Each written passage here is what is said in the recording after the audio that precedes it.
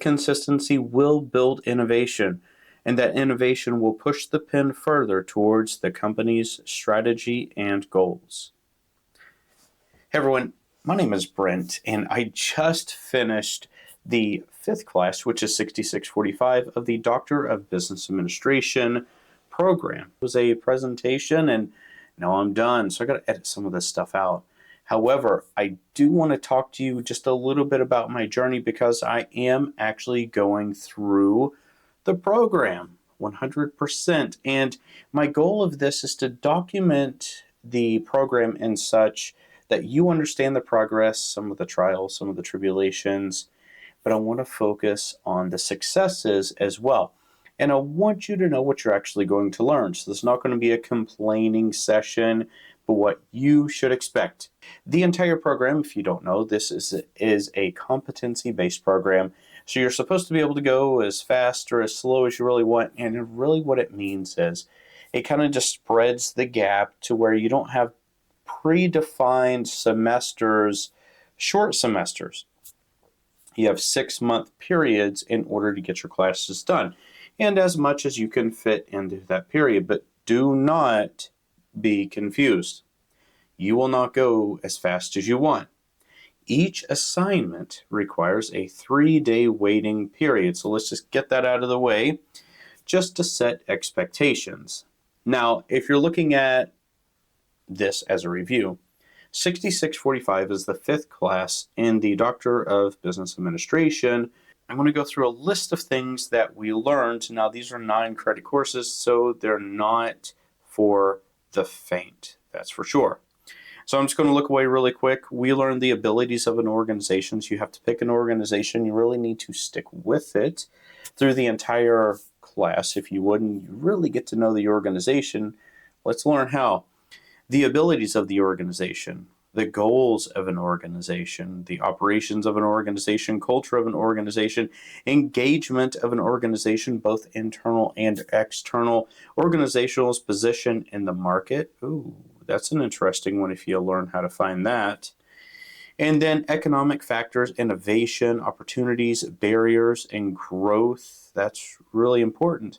Something that people really don't look forward to, or at least they don't study that much, is resources, people, raw material, end products, partners, environmental factors, regulatory requirements. That's a big one if you're trying to get some of your materials in there, right?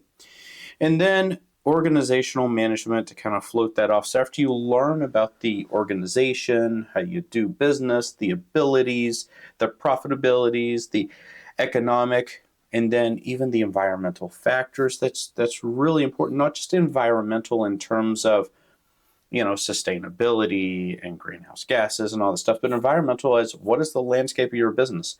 What is your competition? What are some of the areas of growth? What are some of the things you can and cannot control?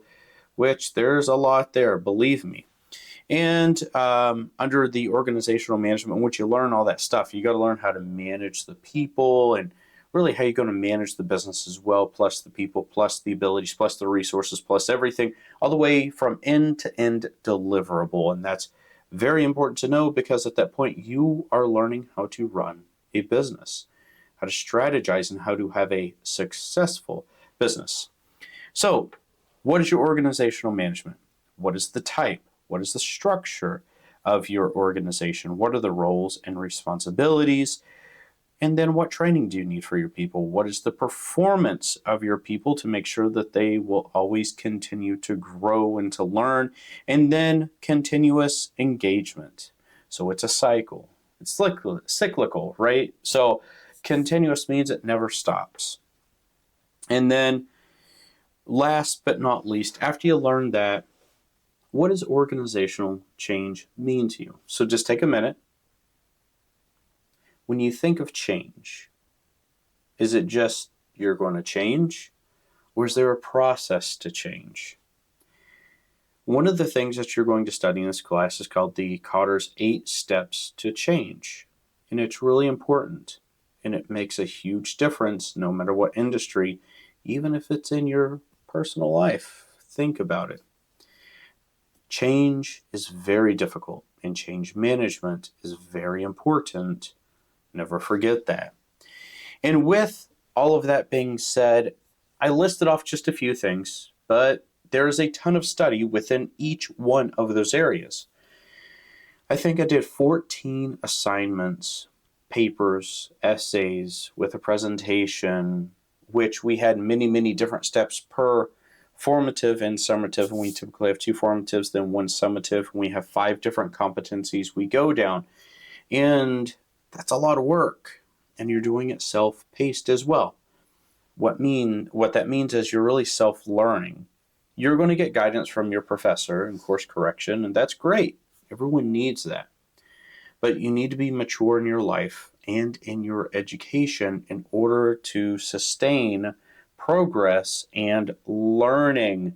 But you need to take that learning and you need to implement it as soon as you get it if you have an organization where you can do that.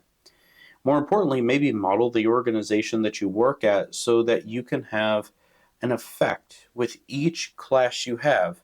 You can become a greater and more reliant resource within your firm. Now think about that. If you're able to take one thing one day and you're able to implement it in your work the next day, that's really cool. Now, again, I'm not going to belabor this and I'm not going to go along and give you every little detail of what we actually learned. What I gave you was an overview of some of the things that you should expect to learn. If you're expecting to join this program or if this class is next, I want you to build your confidence a little bit because you can do this. If you don't know anything about me, I have 8 kids. Yes, actually, I'm on call right now for the 8th kid. We have 7 kids and the 8th's right there. She's kicking around and we're very excited. And we're a single income household. So how do we afford it and where do we find time? Well, it's at nighttime right now. So I study at night after my kids go to bed. It's really 9 p.m. and I typically work till midnight. Now, some of you may say, well, you need a lot of sleep. Well, depending on how passionate you are, you're going to make the time. If you want to make a difference in your family's life, you're going to make the time.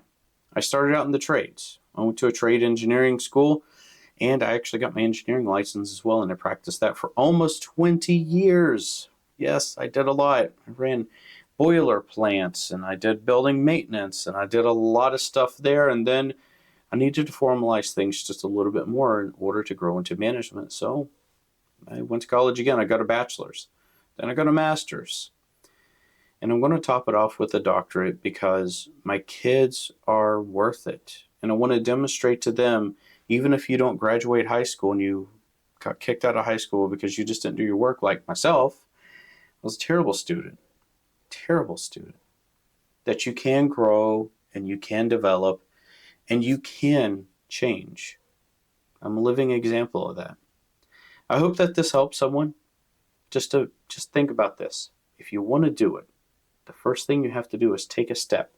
And every successful person in this world has one thing in common.